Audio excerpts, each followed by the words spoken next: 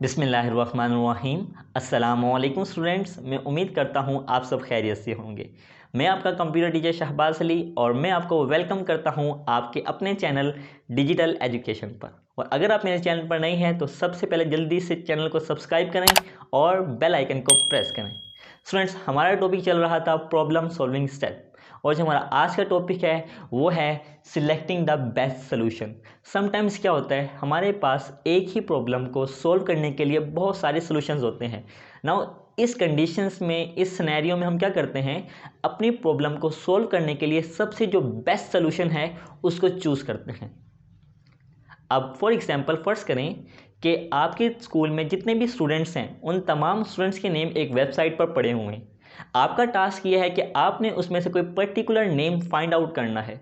तो अब इस प्रॉब्लम को सोल्व करने के लिए हमारे पास बहुत सारे सॉल्यूशंस हो सकते हैं। नंबर 1, आप क्या करेंगे, वेबसाइट का विजिट करेंगे और वन बाय वन तमाम स्टूडेंट्स को सीक्वेंस वाइज चेक करेंगे और जो आपका पर्टिकुलर नेम है उसको फाइंड आउट करने की कोशिश करेंगे। नंबर 2, जितने भी वो तमाम स्टूडेंट्स हैं उस वेबसाइट पर, आप क्या करते हैं, उन तमाम का एक प्रिंट निकलवा लेते हैं और देन मैन्युअली आप उनको वन बाय वन अपना नेम सर्च करते हैं जो आप फाइंड करना चाहते हैं। नंबर 3 क्या है, आप क्या करें, जितने भी वेबसाइट पर नेम्स पड़े हुए हैं आप तमाम नेम्स को कॉपी करें और एक्सेल शीट में जाकर पेस्ट कर दें। देन पेस्ट करने के बाद आप उनको सीक्वेंस वाइज अल्फ़ाबेटिक ऑर्डर में तरतीब दे दें। इससे क्या होगा, आपका पर्टिकुलर नेम जल्दी से और आसानी से मिल जाएगा। नंबर 4 क्या होगा, आप अपने ब्राउज़र में रहते हुए अपने कीबोर्ड से कंट्रोल F प्रेस करें। देन वहाँ पर एक सर्च बॉक्स आ जाएगा, उसमें आप अपना पर्टिकुलर नेम लिखें और वो क्विकली आपके सामने हाईलाइट होकर आ जाएगा। तो ये देख सकते हैं कि हमारे पास एक प्रॉब्लम थी और इस प्रॉब्लम को सोल्व करने के लिए हमारे पास काफ़ी सारे सॉल्यूशंस थे। अब डिपेंड करता है कि कौन सी सिनेरियो में आप हैं और कौन सा सॉल्यूशन आपके लिए बेस्ट है। फॉर एग्जांपल, अब मेरे पास प्रिंटर नहीं है, ठीक है, तो मेरे लिए फर्स्ट सिनेरियो, वेबसाइट पे जाऊंगा, one by one name check करूंगा। इस सिनेरियो में मेरे लिए ये वाला सॉल्यूशन बेस्ट है। दूसरा क्या है, अगर मेरे पास प्रिंटर है तो वेल एंड गुड, मैं तमाम स्टूडेंट्स को नेम्स को प्रिंट निकलवाऊंगा और क्या करूंगा, उनके नेम मैन्युअली चेक करना शुरू कर दूंगा। अदरवाइज़ एक ज़बरदस्त ऑप्शन भी हमारे पास दिया गया है, आप ब्राउज़र में रहते हुए कंट्रोल F प्रेस करें और अपना पर्टिकुलर नेम वहाँ पर जाकर फाइंड आउट करें। अब हमें कैसे पता लगेगा कि हमारा कौन सा सॉल्यूशन सबसे बेस्ट होगा, तो इसके लिए आप क्या करें, अपने सॉल्यूशन में चेक करें कि अगर आपका सॉल्यूशन क्या है, करेक्ट है, कंसिस्टेंट है एंड अवेलेबल है। आप इन तमाम को वन बाय वन चेक करें। जिस तरह आपको याद होगा कि अपने पिछले लेक्चर में जिसमें हमने डिस्कस किया था डिफाइनिंग कैंडिडेट सॉल्यूशन, उसमें आपने देखा कि हमारे पास एक प्रॉब्लम के मल्टीपल सॉल्यूशंस थे, जिसमें हमारा टास्क ये था कि हमने स्टूडेंट्स की हाइट फाइंड आउट करनी थी और देन उसकी एवरेज निकालनी थी।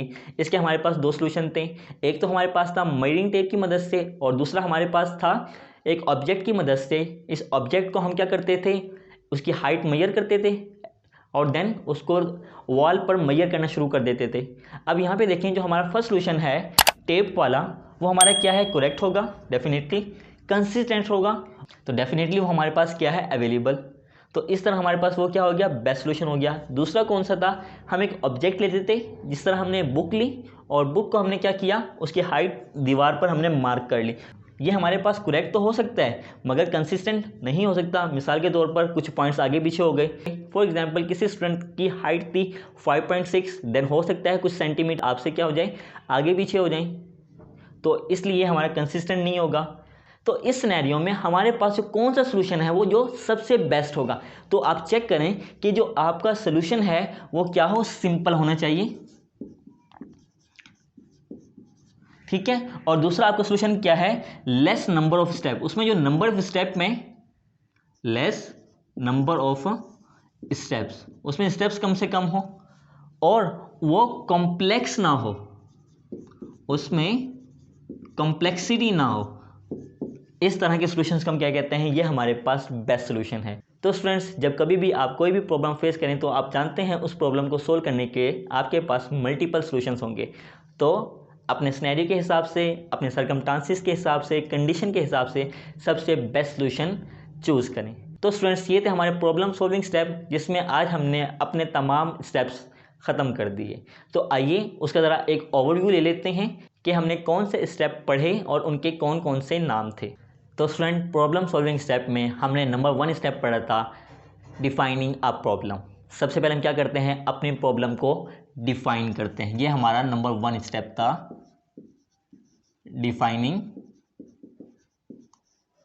A problem. हम अपनी प्रॉब्लम को सबसे पहले क्या करते हैं, डिफाइन करते हैं। अगर हमारी प्रॉब्लम डिफाइन नहीं है तो हमने इसमें डिस्कस किया था कि हमारे पास स्ट्रेटजीज़ हैं, उनको फॉलो करते हुए हम आसानी से अपनी कोई भी प्रॉब्लम डिफाइन कर सकते हैं। नंबर 2 हमारे पास था अंडरस्टैंडिंग अ प्रॉब्लम।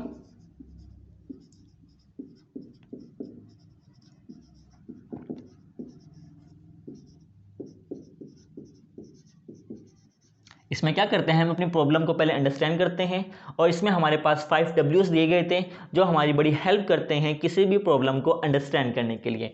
नंबर 3 हमारे पास था प्लानिंग अ सॉल्यूशन। अपनी प्रॉब्लम को अच्छे तरीके से अंडरस्टैंड करने के बाद हम उसका जो सॉल्यूशन है वो प्लान करते हैं। इसमें भी हमारे पास स्ट्रैटेजीज़ दी गई थी, उन स्ट्रैटेजीज़ को हमने फॉलो किया और हमने उन स्ट्रैटेजीज़ की मदद से अपने सॉल्यूशन को अच्छे तरीके से प्लान किया। नंबर 4 हमारे पास था डिफाइनिंग कैंडिडेट सॉल्यूशन। तो स्टूडेंट्स, डिफाइनिंग कैंडिडेट सॉल्यूशन में हमारे पास एक ही प्रॉब्लम को सोल्व करने के मल्टीपल सॉल्यूशंस हमने देखे थे। Defining candidate solution. और लास्ट स्टेप इसका था selecting the best solution. Selecting the best solution. तो स्टूडेंट्स, ये थे हमारे पास प्रॉब्लम सॉल्विंग स्टेप्स जिसको हमने डिटेल में और सीक्वेंस वाइज डिस्कस किया। और तमाम लेक्चर्स की मैंने आपके लिए एक प्लेलिस्ट बना दी है, आप चाहें तो जाकर उस प्लेलिस्ट को भी देख सकते हैं। तो स्टूडेंट्स, ये थे हमारे पास प्रॉब्लम सॉल्विंग के स्टेप्स जिनको हमने आज डिटेल में ख़त्म किया और मैं उम्मीद करता हूँ कि आपको भी समझ आए होंगे। वीडियो को लाइक करें, शेयर करें, मुझे अपनी दुआओं में याद रखिएगा। मेरी अगली वीडियो तक के लिए अल्लाह हाफिज़, टेक केयर।